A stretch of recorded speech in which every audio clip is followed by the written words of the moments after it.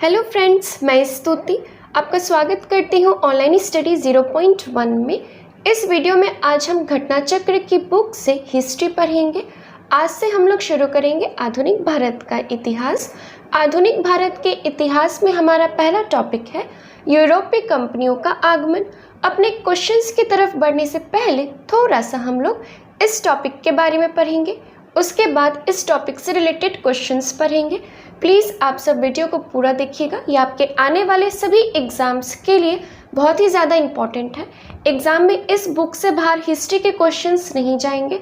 तो चलिए अब चलते हैं अपने टॉपिक की ओर, यूरोपीय कंपनियों का आगमन।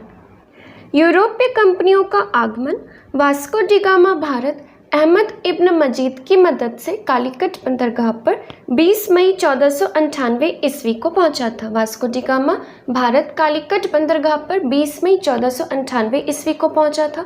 वास्को डी गामा ने भारत के लिए नए समुद्र मार्ग की खोज की थी। वास्को डी गामा के भारत आने से पुर्तगालियों भारत के बीच व्यापार का नया युग प्रारंभ हुआ। 1505 ईस्वी में फ्रांसिस्को द अल्मीडा भारत में प्रथम पुर्तगाली वायसराय एवं गवर्नर बनकर आया। भारत में प्रथम पुर्तगाली वायसराय एवं गवर्नर कौन बनकर आया? तो 1505 ईस्वी में फ्रांसिस्को द अल्मीडा भारत में प्रथम पुर्तगाली वायसराय एवं गवर्नर बनकर आया। फ्रांसिस्को द अल्मीडा ने व्यापारियों के हितों के लिए हिंद महासागर में प्रभुत्व स्थापित करने के लिए ब्लू वाटर पॉलिसी यानी कि शांत जल की नीति का प्रतिपादन किया। अगर आपसे क्वेश्चन पूछा जाए कि ब्लू वाटर पॉलिसी से कौन संबंधित है, तो Francisco de Almeida blue water policy से संबंधित है। अल्मीडा के बाद 1509 ईस्वी में अल्फांसो द अल्बुकर्क गवर्नर बनकर भारत आया। अल्मीडा के बाद कौन गवर्नर बनकर भारत आया? तो अल्मीडा के बाद 1509 ईस्वी में अल्फांसो द अल्बुकर्क गवर्नर बनकर भारत आया और इसने 1510 ईस्वी में बीजापुर के शासक यूसुफ आदिल शाह से गोवा छीनकर अपना अधिकार कर लिया। इसे ही पुर्तगाल शक्ति का वास्तविक संस्थापक माना जाता है। पुर्तगाल शक्ति का वास्तविक संस्थापक किसे माना जाता है? तो अल्फांसो द अल्बुकर्क को पुर्तगाल शक्ति का वास्तविक संस्थापक माना जाता है। पुर्तगाली यात्री वास्को डी गामा ने भारत के मार्ग की खोज की। स्पेन यात्री कोलंबस ने अमेरिका की, ब्रिटेन के कैप्टन कुक ने ऑस्ट्रेलिया की खोज की। भारत में यूरोपीय व्यापारिक कंपनियों के आगमन का क्रम है पुर्तगाल, डच, अंग्रेज, डैन और फ्रांसीसी। इसे मैं फिर से रिपीट कर देती हूँ क्योंकि एग्जाम में बहुत बार ये क्वेश्चन पूछा जा चुका है। भारत में यूरोपीय व्यापारिक कंपनियों के आगमन का क्रम है पुर्तगाल, फिर डच, फिर अंग्रेज, फिर डैन और फिर फ्रांसीसी। पुर्तगाल, डच, अंग्रेज, डैन और फ्रांसीसी। भारत में सबसे पहले पुर्तगाली 1498 ईस्वी में भारत आए और सबसे अंत में वापस गए थे। सर्वप्रथम पुर्तगाली व्यापारियों ने भारत में समुद्री व्यापारिक केंद्र स्थापित किए थे। पुर्तगाली ने 1503 ईस्वी में कोचीन में पहली फैक्ट्री और 1505 ईस्वी में कन्नूर में दूसरी फैक्ट्री स्थापित की। 1599 ईस्वी में इंग्लैंड में एक मर्चेंट एडवेंचर्स नामक दल ने अंग्रेजी ईस्ट इंडिया कंपनी की स्थापना की। अंग्रेजी ईस्ट इंडिया कंपनी की स्थापना कब की गई? 1599 ईस्वी में इंग्लैंड में एक मर्चेंट एडवेंचर्स नामक दल ने अंग्रेजी ईस्ट इंडिया कंपनी की स्थापना की। दिसंबर 1600 में ब्रिटेन की महारानी एलिजाबेथ प्रथम से ईस्ट इंडिया कंपनी ने 15 वर्षों के लिए व्यापार हेतु अधिकार पत्र प्राप्त किया। और इस समय भारत का बादशाह कौन था? इस समय भारत का बादशाह अकबर था। ईस्ट इंडिया कंपनी से पहले एक इंग्लैंड की कंपनी लीवेंट कंपनी को 1593 ईस्वी में स्थल मार्ग से भारत में व्यापार करने का अधिकार पत्र प्राप्त हुआ। यानी ईस्ट इंडिया कंपनी से पहले 1593 ईस्वी में ही एक इंग्लैंड की कंपनी लीवेंट कंपनी को स्थल मार्ग से भारत में व्यापार करने का अधिकार पत्र प्राप्त हुआ था। जहांगीर के शासनकाल में ईस्ट इंडिया कंपनी ने सर्वप्रथम 1611 ईस्वी में मसूलीपट्टनम में एक अस्थायी कारखाना स्थापित किया था। जहांगीर के शासनकाल में ईस्ट इंडिया कंपनी ने सर्वप्रथम 1611 ईस्वी में मसूलीपट्टनम में एक अस्थायी कारखाना स्थापित किया था। वहीं 1613 में ईस्ट इंडिया कंपनी ने प्रथम स्थायी कंपनी सूरत में स्थापित की थी। 1611 ईस्वी में मसूलीपट्टनम में एक अस्थायी कारखाना स्थापित किया था और 1613 में ईस्ट इंडिया कंपनी ने प्रथम स्थायी कंपनी सूरत में स्थापित की थी। वहीं अगर बात करें डचों और फ्रांसीसियों की, तो सूरत में डचों ने 1616 ईस्वी और फ्रांसीसियों ने 1668 ईस्वी में एक एक कंपनी स्थापित की थी। थॉमस बेस्ट नामक अंग्रेज अधिकारी ने पुर्तगालियों को सोवेली नामक स्थान पर हराया था। 1661 ईस्वी में इंग्लैंड के सम्राट चार्ल्स द्वितीय का विवाह पुर्तगाली राजकुमारी कैथरीन से हुआ और उपहार में बम्बई मिला। चार्ल्स द्वितीय ने बम्बई को 1668 ईस्वी में 10 पाउंड वार्षिक किराए पर ईस्ट इंडिया कंपनी को दे दिया। बम्बई में अंग्रेज गवर्नर जॉन चाइल्ड ने 1688 ईस्वी में मक्का जाने वाले हज यात्रियों को बंदी बनाने का प्रयास किया, जिसके कारण औरंगजेब ने जॉन चाइल्ड का भारत निष्कासित का आदेश दे दिया। कर्नाटक का प्रथम युद्ध 1746 से 1748 ईस्वी तक चला था। कहते हैं कि यूरोप में ऑस्ट्रिया के उत्तराधिकार के युद्ध इंग्लैंड और फ्रांस के बीच जो संघर्ष चला था, उसी के परिणाम स्वरूप कर्नाटक का प्रथम युद्ध चला था। एला शापेल की संधि 1748 ईस्वी में ऑस्ट्रिया के उत्तराधिकार का युद्ध समाप्त हुआ था और इसमें मद्रास अंग्रेजों को पुनः प्राप्त हो गया। एला शापेल की संधि कब हुई थी? 1748 ईस्वी में। डुप्ले ने भारतीय राजदरबारों में यूरोपीय सेना का भारतीय व्यय पर नियुक्त करवाया था, जिस कारण डुप्ले भारत को जीतने के लिए अंग्रेजों के मार्गदर्शक बने। लुई 14वें ने 1664 में फ्रेंच ईस्ट इंडिया कंपनी की स्थापना की थी, जिसे कंपनी देश इन देश ओरिएंटलेंस भी कहा गया।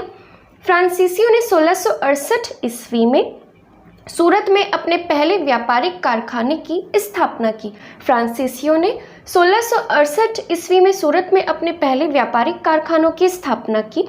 गोलकुंडा के सुल्तान से अधिकार पत्र प्राप्त कर 1669 ईस्वी में मसूलीपट्टनम में दूसरी फ्रांसीसी व्यापारिक कोठी की स्थापना की। गोलकुंडा के सुल्तान से अधिकार पत्र प्राप्त कर 1669 ईस्वी में मसूलीपट्टनम में दूसरी फ्रांसीसी व्यापारिक कोठी की स्थापना की। डचों ने भी अपनी पहली व्यापारिक कोठी मसूलीपट्टनम में खोली थी। डचों ने सही ढंग से व्यापार 1653 ईस्वी में शुरू किया। चिंसुरा से अपनी कंपनी स्थापित की। अंग्रेजी शासनकाल में बिहार अफीम उत्पादक हेतु प्रसिद्ध था। अंग्रेजी शासनकाल में बिहार अफीम उत्पादक हेतु प्रसिद्ध था। चलिए अब चलते हैं अपने क्वेश्चंस की ओर। Question number 1, Vasco da Gama Calicut पर किस वर्ष में आया? वास्को डी गामा कालीकट पर किस वर्ष में आया? इसका करेक्ट आंसर है option number B. Correct answer option number B 1498 ईस्वी। प्रथम पुर्तगीज वास्को डी गामा भारत के पश्चिमी तट पर स्थित बंदरगाह कालीकट पर 20 मई 1498 ईस्वी को पहुंचा।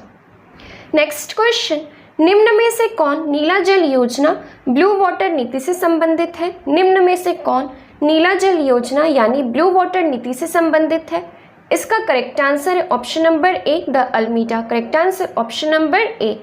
1505 ईस्वी में फ्रांसिस्को द अल्मीडा पुर्तगाली वायसराय के रूप में भारत आए। इन्हें प्रथम वायसराय और गवर्नर कहा जाता है। किसे? फ्रांसिस्को द अल्मीडा को। और इनकी नीति थी ब्लू वाटर पॉलिसी।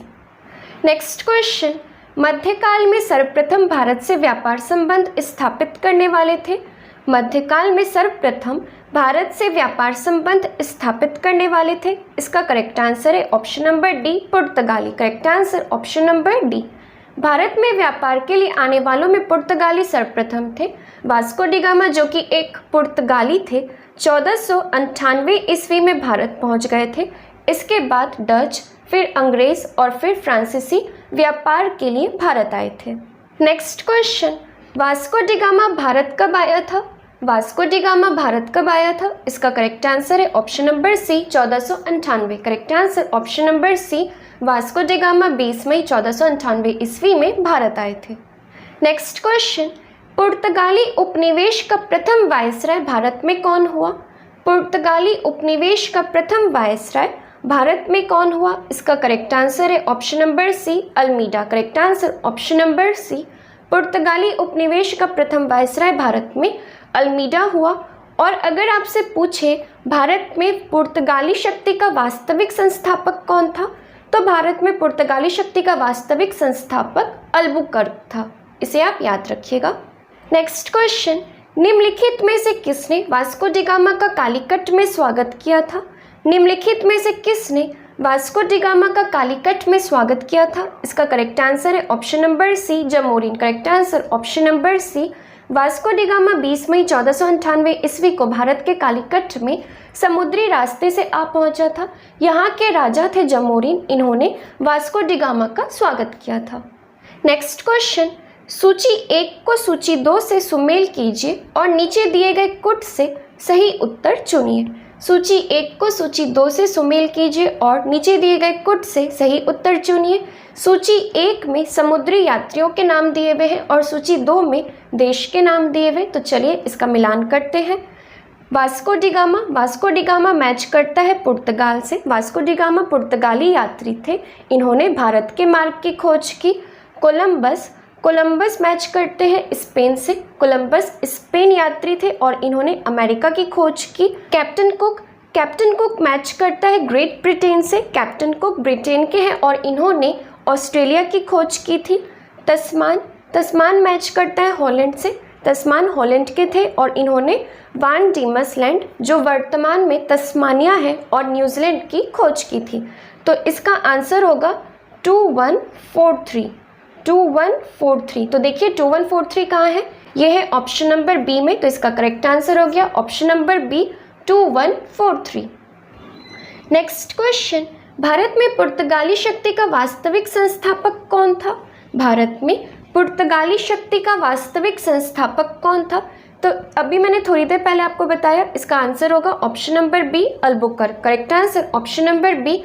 अगर बात करें अल्फांसो द अल्बुकर्क की, तो अल्फांसो द अल्बुकर्क 1509 ईस्वी में भारत में अगले पुर्तगाली वायसराय के रूप में आए।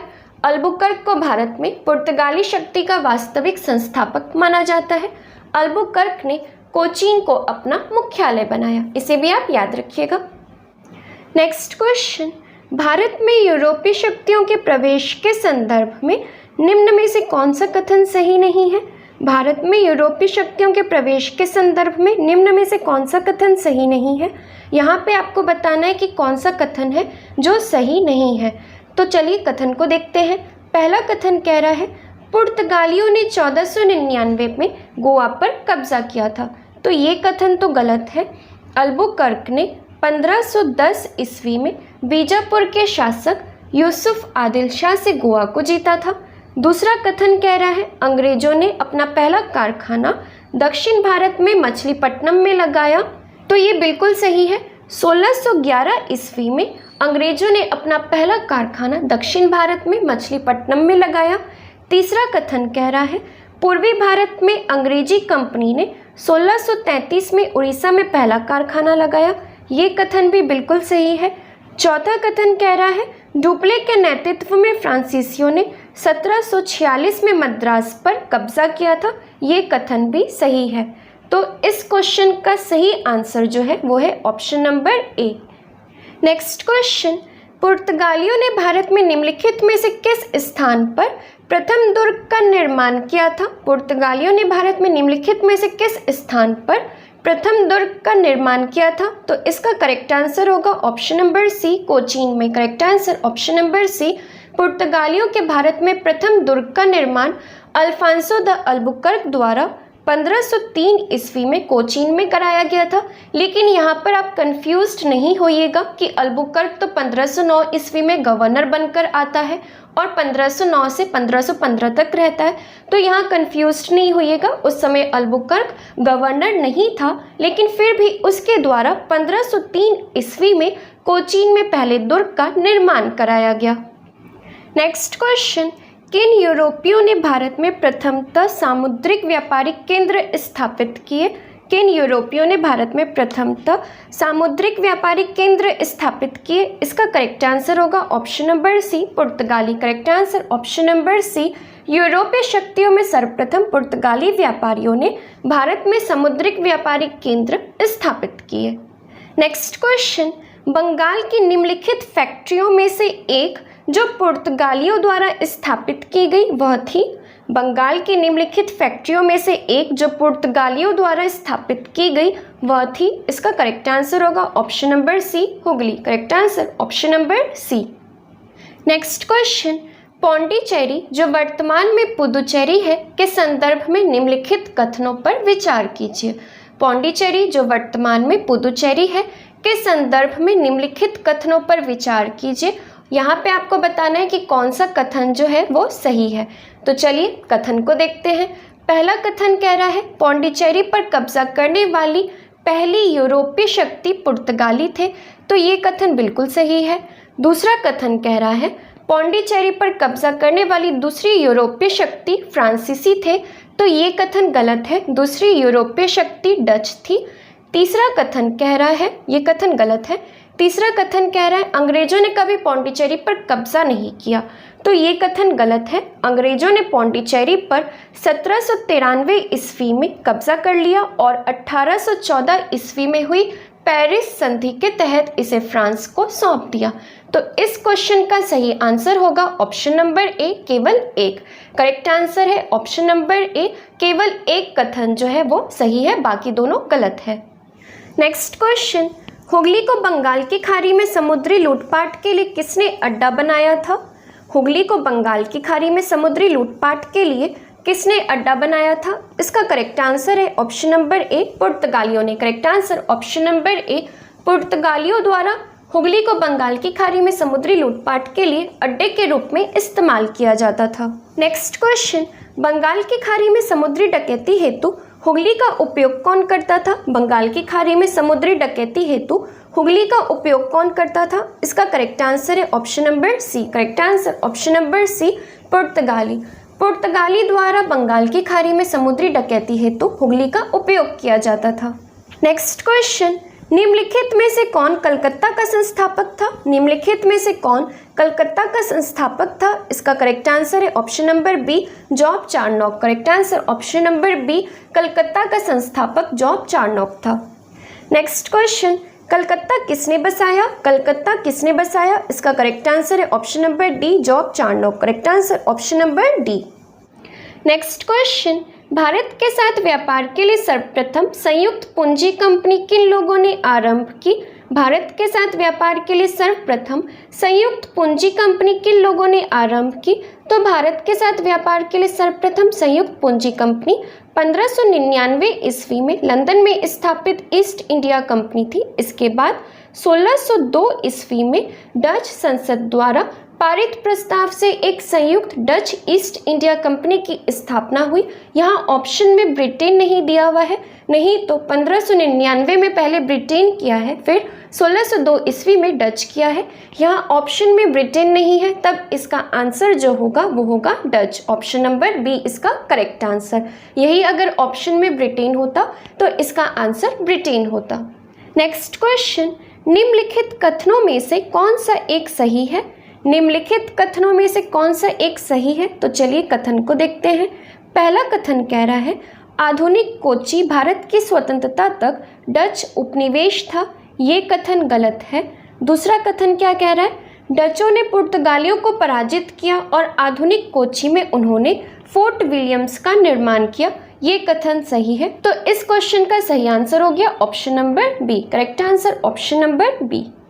नेक्स्ट क्वेश्चन, भारत में ईस्ट इंडिया कंपनी की सफलता का राज था? भारत में ईस्ट इंडिया कंपनी की सफलता का राज था भारत में राष्ट्रीय भावना की कमी, ये सही है। दूसरा ऑप्शन कह रहा है कंपनी की सेना को पश्चिमी प्रशिक्षण मिला था और उनके पास आधुनिक हथियार थे, ये ऑप्शन भी सही है। तीसरा ऑप्शन कह रहा है भारतीय सैनिकों में राष्ट्रीय भावना का अभाव था, जिसके फलस्वरूप कोई जो उन्हें अच्छा वेतन दे अपनी सेवा में लगा सकता था, ये ऑप्शन भी सही है। तो इसका करेक्ट आंसर हो गया ऑप्शन नंबर डी, उपयुक्त तीनों। Correct answer option number D.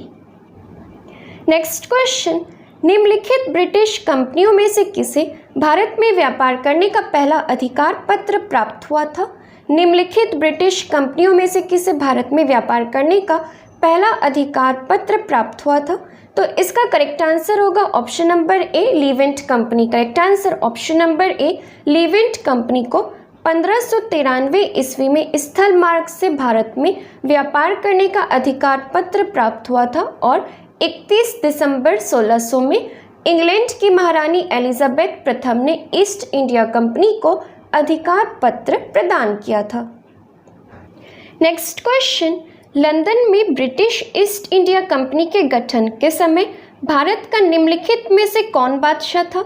London में ब्रिटिश ईस्ट इंडिया कंपनी के गठन के समय भारत का निम्नलिखित में से कौन बादशाह था? यहाँ अगर बात करें ईस्ट इंडिया कंपनी के गठन के समय की, तो ईस्ट इंडिया कंपनी का गठन कब हुआ था? 1599 ईस्वी में।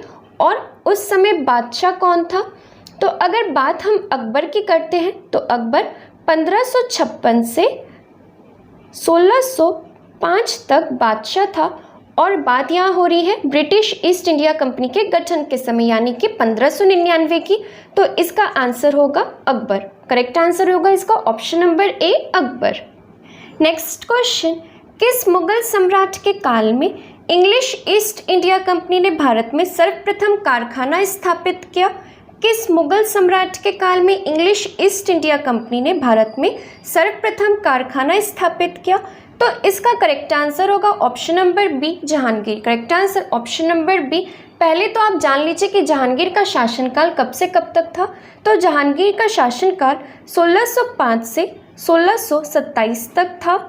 तो जहांगीर के शासनकाल में इंग्लिश ईस्ट इंडिया कंपनी ने सर्वप्रथम 1611 में मसूलीपट्टनम में एक अस्थायी कारखाना स्थापित किया था और प्रथम स्थायी कारखाना 1613 ईस्वी में सूरत में स्थापित किया था। इसे भी आप याद रखिएगा।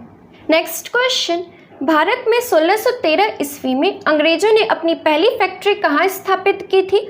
भारत में 1613 ईस्वी में अंग्रेजों ने अपनी पहली फैक्ट्री कहाँ स्थापित की थी? इसका करेक्ट आंसर होगा option number D, Surat. Correct answer option number D. अंग्रेजों ने सूरत में 1613 ईस्वी में स्थायी रूप से एक फैक्ट्री स्थापित की। यहाँ से अंग्रेजों ने अपने व्यापार को देश के दूसरे भागों में फैलाया और जल्द ही अहमदाबाद, बुरहानपुर, अजमेर और आगरा में सहयोगी फैक्ट्रियाँ स्थापित की। Next question, East India company की प्रथम फैक्ट्री स्थापित की गई थी? ईस्ट इंडिया कंपनी की प्रथम फैक्ट्री स्थापित की गई थी। इसका करेक्ट आंसर होगा ऑप्शन नंबर डी, सूरत में। Correct answer option number D. Next question, निम्नलिखित में से किस अंग्रेज अधिकारी ने पुर्तगालियों को सोवेली के स्थान पर हराया था? निम्नलिखित में से किस अंग्रेज अधिकारी ने पुर्तगालियों को सोवेली के स्थान पर हराया था? इसका करेक्ट आंसर है option number B, Thomas Best. Correct answer option number B, Thomas Best अंग्रेज अधिकारी ने पुर्तगालियों को सोवेली के स्थान पर हराया था। नेक्स्ट क्वेश्चन, निम्नलिखित यूरोपीय व्यापारिक कंपनियों में से किसने सूरत में सर्वप्रथम अपना कारखाना स्थापित किया? निम्नलिखित यूरोपीय व्यापारिक कंपनियों में से किसने सूरत में सर्वप्रथम अपना कारखाना स्थापित किया? इसका करेक्ट आंसर है ऑप्शन नंबर बी, अंग्रेजों ने। Correct answer option number B. यूरोपीय व्यापारिक कंपनियों में से ब्रिटिश ईस्ट इंडिया कंपनी ने सर्वप्रथम सूरत में फैक्ट्री स्थापित की थी। 1613 ईस्वी में जहांगीर ने अंग्रेजों को सूरत में स्थायी कारखाना स्थापित करने की अनुमति दी थी। अगर बात करें डचों और फ्रांसीसियों की, तो सूरत में डचों द्वारा फैक्ट्री 1616 ईस्वी में और फ्रांसीसियों द्वारा 1668 ईस्वी में स्थापित की गई थी। नेक्स्ट क्वेश्चन, वर्ष 1613 में अंग्रेजी ईस्ट इंडिया कंपनी को कहाँ एक कारखाना स्थापित करने की अनुमति मिली? वर्ष 1613 में अंग्रेजी ईस्ट इंडिया कंपनी को कहाँ एक कारखाना स्थापित करने की अनुमति मिली? इसका करेक्ट आंसर है option number D, Surat. Correct answer option number D. Next question, East India company के प्रारंभिक दौर में वेस्टर्न प्रेसिडेंसी कहाँ थी? ईस्ट इंडिया कंपनी के प्रारंभिक दौर में वेस्टर्न प्रेसिडेंसी कहाँ थी? इसका करेक्ट आंसर है option number A, Surat. Correct answer option number A. East India company ने आरंभ में सूरत को प्रेसिडेंसी बनाया और बाद में यह बॉम्बे स्थानांतरित कर दी गई। Next question, British east India company ने बम्बई किससे लिया था? ब्रिटिश ईस्ट इंडिया कंपनी ने बम्बई किससे लिया था? इसका करेक्ट आंसर है ऑप्शन नंबर डी, पुर्तगालियों से। Correct answer option number D, British east India company ने बम्बई पुर्तगालियों से लिया था। Next question, East India company के किस अंग्रेज गवर्नर को औरंगजेब द्वारा भारत से निष्कासित किया गया? ईस्ट इंडिया कंपनी के किस अंग्रेज गवर्नर को औरंगजेब द्वारा भारत से निष्कासित किया गया? इसका करेक्ट आंसर है option number B. Correct answer option number B, sir John Child. Bombay के अंग्रेज गवर्नर जॉन चाइल्ड ने 1688 ईस्वी में बम्बई और पश्चिमी समुद्र तट के मुगल बंदरगाहों का घेरा डाला और मक्का जाने वाले हज यात्रियों को बंदी बनाने का प्रयास किया। इसी कारण जो है औरंगजेब ने भारत से निष्कासित करने का आदेश दिया था। नेक्स्ट क्वेश्चन, निम्नलिखित में से प्रथम कर्नाटक युद्ध का कौन सा तत्कालिक कारण था? निम्नलिखित में से प्रथम कर्नाटक युद्ध का कौन सा तत्कालिक कारण था? इसका करेक्ट आंसर है option number D. Correct answer option number D, अंग्रेजों द्वारा फ्रांसीसी जहाजों का अधिग्रहण। Correct answer option number D.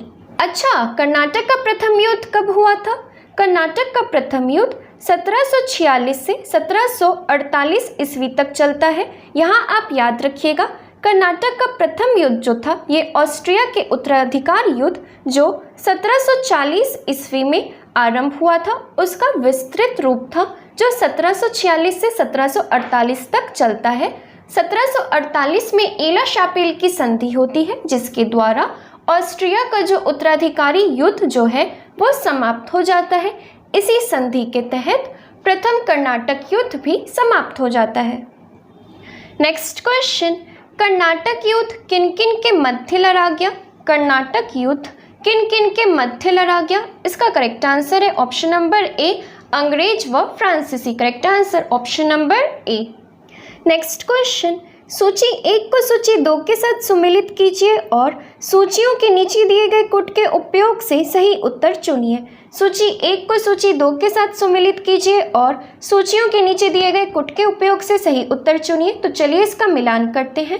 प्रथम कर्नाटक युद्ध, प्रथम कर्नाटक युद्ध कब होता है? 1746 से 1748 तक, और इस युद्ध का अंत होता है एक्सला-चैपल की संधि से। तो ये मैच कर गया एक्सला-चैपल की संधि से। अब बारी आती है तृतीय कर्नाटक युद्ध की। तृतीय कर्नाटक युद्ध कब होता है? तो तृतीय कर्नाटक युद्ध 1758 से 63 तक होता है और ये मैच कर गया पेरिस की संधि से। इस युद्ध का अंत पेरिस की संधि से होता है। अब बारी आती है द्वितीय कर्नाटक युद्ध की। द्वितीय कर्नाटक युद्ध कब होता है? 1749 से 54 तक, जो कि एक अनिर्णायक युद्ध था। तो ये मैच कर गया अनिर्णायक युद्ध से। अब लास्ट आता है प्रथम मैसूर युद्ध। प्रथम मैसूर युद्ध कब होता है? 1767 से 69 तक चलता है और इसमें ब्रिटिश की हार होती है। तो ये मैच कर गया ब्रिटिश की हार से। नेक्स्ट क्वेश्चन, निम्नलिखित में से कौन सा एक सही सुमेलित नहीं है? निम्नलिखित में से कौन सा एक सही सुमेलित नहीं है? तो चलिए देखते हैं कि कौन सा सुमेलित नहीं है। पहला है ऑप्शन कर्नाटक का प्रथम युद्ध 1746 से 48, ये सही है। दूसरा ऑप्शन है कर्नाटक का द्वितीय युद्ध 1750 to 52, ये गलत है। कर्नाटक का द्वितीय युद्ध 1749 से 54। तीसरा ऑप्शन क्या है? कर्नाटक का तृतीय युद्ध 1758 से 63, ये भी सही है। और चौथा ऑप्शन क्या है? पानीपत का तृतीय युद्ध 1761, ये भी सही है। तो इस क्वेश्चन का सही आंसर हो गया ऑप्शन नंबर बी। इस क्वेश्चन का सही आंसर क्या हो गया? ऑप्शन नंबर बी, कर्नाटक का द्वितीय युद्ध। नेक्स्ट क्वेश्चन, निम्नलिखित में से कौन सा प्रथम यूरोपियन व्यक्ति था जिसने भू क्षेत्र अर्जित करने के उद्देश्य से भारतीय राजाओं के झगड़ों में भाग लेने की नीति आरंभ की? निम्नलिखित में से कौन सा प्रथम यूरोपियन व्यक्ति था जिसने भू क्षेत्र अर्जित करने के उद्देश्य से भारतीय राजाओं के झगड़ों में भाग लेने की नीति आरंभ की? इसका करेक्ट आंसर है option number B, Dupleix. Correct answer option number B, Dupleix ने पहली बार वे हथकंडे प्रयोग किए जो भारत को जीतने के लिए अंग्रेजों के मार्गदर्शन बने। डुप्ले प्रथम यूरोपियन था जिसने भू क्षेत्र अर्जित करने के उद्देश्य से भारतीय राजाओं के झगड़ों में भाग लेने की नीति आरंभ की। डुप्ले ने पहली बार यूरोपीय सेना को भारतीय राजदरबारों में भारतीय व्यय पर नियुक्त करवाया। नेक्स्ट क्वेश्चन, भारत में फ्रांसीसियों ने अपना सबसे पहला कारखाना निम्न स्थानों में से कहाँ लगाया? भारत में फ्रांसीसियों ने अपना सबसे पहला कारखाना निम्न स्थानों में से कहाँ लगाया? इसका करेक्ट आंसर है option number A, Surat. Correct answer option number A. फ्रांसीसियों ने 1668 ईस्वी में सूरत में अपने पहले व्यापारिक कारखाने की स्थापना की। नेक्स्ट क्वेश्चन, फ्रांसीसी ईस्ट इंडिया कंपनी संस्थापित हुई थी? फ्रांसीसी ईस्ट इंडिया कंपनी संस्थापित हुई थी, इसका करेक्ट आंसर है ऑप्शन नंबर ए, लुई 14वें के शासनकाल में। Correct answer option number A, Louis 14वें के एक मंत्री थे कोलबर्ट के द्वारा 1664 ईस्वी में फ्रेंच ईस्ट इंडिया कंपनी की स्थापना की जाती है, 1664 ईस्वी में। नेक्स्ट क्वेश्चन, निम्नलिखित में से किसे भारत में फ्रांसीसी कंपनी का संस्थापक माना जाता है? निम्नलिखित में से किसे भारत में फ्रांसीसी कंपनी का संस्थापक माना जाता है? तो लुई 14वें के जो मंत्री हैं कोलबर्ट, उन्हीं को माना जाता है, तो इसका करेक्ट आंसर हो गया option number C. Next question, Bengal में निम्न में से कौन सा कारखाना डचों ने स्थापित किया था? बंगाल में निम्न में से कौन सा कारखाना डचों ने स्थापित किया था? तो इसका जो आंसर होगा वो होगा बी और सी दोनों। इसका करेक्ट आंसर होगा ऑप्शन नंबर बी और ऑप्शन नंबर सी दोनों, चिंसुरा और Hooghly. Next question, Dutch east India company ने किस वर्ष अपनी फैक्ट्री पटना में स्थापित की? डच ईस्ट इंडिया कंपनी ने किस वर्ष अपनी फैक्ट्री पटना में स्थापित की? तो इसका करेक्ट आंसर होगा option number B, 1632। Correct answer option number B. Next question, फ्रांसीसी दक्कन में शक्ति आंदोलन स्थापित करने में असफल रहे क्योंकि? फ्रांसीसी दक्कन में शक्ति आंदोलन स्थापित करने में असफल रहे क्योंकि?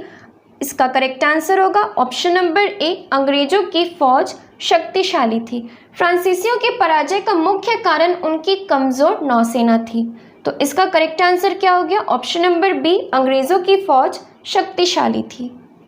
नेक्स्ट क्वेश्चन, निम्न यूरोपीय शक्तियों ने भारतीय व्यापार में समय समय पर प्रवेश किया, निम्न कोड से उनके प्रवेश का सही तिथि क्रम निर्धारित कीजिए। निम्न यूरोपीय शक्तियों ने भारतीय व्यापार में समय समय पर प्रवेश किया, निम्न कोड से उनके प्रवेश का सही तिथि क्रम निर्धारित कीजिए। तो चलिए इसको देखते हैं, बहुत ही ज़्यादा इंपॉर्टेंट क्वेश्चन है क्योंकि बहुत बार एग्जाम में ये पूछा जा चुका है। भारत में यूरोपीय शक्तियों के आगमन का क्रम है पुर्तगीज, फिर डच, फिर अंग्रेज, फिर डैन और फिर फ्रांसीसी। एक बार फिर से मैं इसे रिपीट करती हूँ, भारत में यूरोपीय शक्तियों के आगमन का क्रम है पुर्तगीज, डच, अंग्रेज, डैन और फ्रांसीसी। तो इसका करेक्ट आंसर क्या हो गया? Option number B. Correct answer option number B, 4213। Next question, सूची 1 को सूची 2 के साथ सुमेलित कीजिए और सूचियों के अंत में दिए कोड से सही उत्तर चुनिए। सूची 1 को सूची 2 के साथ सुमेलित कीजिए और सूचियों के अंत में दिए कोड से सही उत्तर चुनिए। तो चलिए इसका मिलान करते हैं। पौंडीचेरी मैच करेगा फ्रेंच से, गोवा मैच करेगा पुर्तगीज से, ट्रान के बाद मैच करेगा डैनिश से, सद्रास मैच करेगा डच से। तो इसका आंसर क्या होगा? 2341। क्या होगा? 2341। तो 2341 कहाँ पे है? ये ऑप्शन नंबर ए पे है, तो इसका करेक्ट आंसर हो गया ऑप्शन नंबर ए, 2341। नेक्स्ट क्वेश्चन, उस क्षेत्र की पहचान करें जहां से यूरोप वासियों को सर्वोत्तम शोरा और अफीम प्राप्त होता था। उस क्षेत्र की पहचान करें जहां से यूरोप वासियों को सर्वोत्तम शोरा और अफीम प्राप्त होता था। इसका करेक्ट आंसर है ऑप्शन नंबर ए, Bihar. Correct answer option number ए, यूरोप वासियों को सर्वोत्तम शोरा और अफीम बिहार से प्राप्त होता था। नेक्स्ट क्वेश्चन, अंग्रेजी शासनकाल में भारत का कौन सा क्षेत्र अफीम उत्पादन हेतु प्रसिद्ध था? अंग्रेजी शासनकाल में भारत का कौन सा क्षेत्र अफीम उत्पादन हेतु प्रसिद्ध था? इसका करेक्ट आंसर है ऑप्शन नंबर ए, Bihar. Correct answer option number ए, अंग्रेजी शासनकाल में बिहार अफीम उत्पादन हेतु प्रसिद्ध था। नेक्स्ट क्वेश्चन, निम्नलिखित यूरोपियों में से कौन सा एक स्वतंत्रता पूर्व भारत में व्यापारी के रूप में सबसे अंत में आए? निम्नलिखित यूरोपियों में से कौन सा एक स्वतंत्रता पूर्व भारत में व्यापारी के रूप में सबसे अंत में आए? तो देखिए 1498 ईस्वी में पुर्तगाली आए थे, 1605 ईस्वी में डच, 1608 ईस्वी में अंग्रेज और 1664 ईस्वी में फ्रांसीसियों का आगमन हुआ। तो इसका सही आंसर क्या हो गया? Option number C. Correct answer option number C. Next question, निम्नलिखित में से किन स्थानों पर डचों ने अपने व्यापारिक अड्डे स्थापित किए? निम्नलिखित में से किन स्थानों पर डचों ने अपने व्यापारिक अड्डे स्थापित किए? तो इसका आंसर होगा ऑप्शन नंबर डी, उपयुक्त सभी। Correct answer option number D. Bharat में डचों द्वारा स्थापित प्रमुख व्यापारिक केंद्र थे नागपट्टनम, चिंसुरा, मछलीपट्टनम, सूरत, भरूच, आगरा, कोचीन, अहमदाबाद और पटना। नेक्स्ट क्वेश्चन, निम्नलिखित पर विचार कीजिए। यहाँ पे आपको 3 ऑप्शंस दिए हुए हैं और आपको बताना है कि इनमें से कौन सा अंग्रेजों की भारत को देन थी। तो चलिए देखते हैं। मृदा के स्वरूप तथा उपज के गुणों के आधार पर भूमि राजस्व का मूल्यांकन। तो मृदा के स्वरूप तथा उपज के गुणों के आधार पर भूमि राजस्व का मूल्यांकन जो है अंग्रेजों से पूर्व शेरशाह सूरी और अकबर के द्वारा किया जा चुका था। दूसरा ऑप्शन है युद्ध में चलती फिरती तोपों का उपयोग। चलती फिरती तोपों का प्रचलन मुगल काल में ही था। तीसरा ऑप्शन है तंबाकू और लाल मिर्च की खेती। तो भारत में तंबाकू और लाल मिर्च की खेती पुर्तगालियों की देन थी। इस प्रकार से इनमें से अंग्रेजों की भारत को देन कोई भी नहीं थी। तो इसका आंसर क्या हो गया? ऑप्शन नंबर डी, कोई भी नहीं। नेक्स्ट क्वेश्चन, किसने ईस्ट इंडिया कंपनी के बारे में यह टिप्पणी की कि कंपनी एक असंगति है परंतु यह उस व्यवस्था का भाग है जहां सब कुछ ही असंगत है? किसने ईस्ट इंडिया कंपनी के बारे में यह टिप्पणी की कि कंपनी एक असंगति है परंतु यह उस व्यवस्था का भाग है जहां सब कुछ ही असंगत है? तो इसका करेक्ट आंसर है option number B. Correct answer option number B, GB Macaulay. Next question, Aix la Chapelle 1748 की संधि के संदर्भ में निम्नलिखित कथनों में से कौन सा सही है? एक्सला-शापिल 1748 की संधि के संदर्भ में निम्नलिखित कथनों में से कौन सा सही है? पहला कथन है प्रथम कर्नाटक युद्ध की समाप्ति और दूसरा कथन है अंग्रेजों को मद्रास पुनः प्राप्त हुआ। तो इसका सही आंसर है ऑप्शन नंबर सी, 1 और 2 दोनों। Correct answer option number C. Aix la Chapelle की संधि 1748 से ऑस्ट्रिया के उत्तराधिकार का युद्ध समाप्त हो गया। यूरोप का युद्ध बंद होते ही कर्नाटक का प्रथम युद्ध समाप्त हो गया और मद्रास अंग्रेजों को पुनः प्राप्त हो गया। नेक्स्ट क्वेश्चन, भारत में अंग्रेजों की सफलता तथा फ्रांसीसियों की असफलता के कारण के संदर्भ में निम्न कथनों में से कौन सा सही है? भारत में अंग्रेजों की सफलता तथा फ्रांसीसियों की असफलता के कारण के संदर्भ में निम्न कथनों में से कौन सा सही है? तो चलिए कथन देखते हैं। पहला कथन कह रहा है अंग्रेजों को बंगाल विजय से अपार धन एवं जनशक्ति का मिलना, ये सही है। दूसरा कथन कह रहा है अंग्रेजों की बेहतर नौसैनिक ताकत, ये भी सही है। तो इसका करेक्ट आंसर हो गया ऑप्शन नंबर सी, दोनों 1 और 2 दोनों ही सही है। भारत में अंग्रेजों की सफलता के कई कारण थे। इसमें अंग्रेजों की बेहतर नौसैनिक ताकत, बंगाल पर नियंत्रण से अपार जनधन की प्राप्ति, कंपनी की विभिन्न इकाइयों में समन्वय, योग्य नेतृत्व आदि था। अगर आपको ये वीडियो अच्छी लगी हो और हेल्पफुल लगी हो तो प्लीज़ वीडियो को लाइक कीजिएगा और अपने दोस्तों के साथ इसे शेयर ज़रूर कीजिएगा। और अगर आपने चैनल को सब्सक्राइब नहीं किया है तो जल्दी से जाके सब्सक्राइब कर लीजिए और बेल आइकन को भी प्रेस कर लीजिएगा, जिससे वीडियो से जुड़ी नोटिफिकेशन आपको मिलती रहे। और मुझे कमेंट में ज़रूर बताइएगा कि आपको ये वीडियो कैसा लगा। मिलते हैं नेक्स्ट वीडियो में।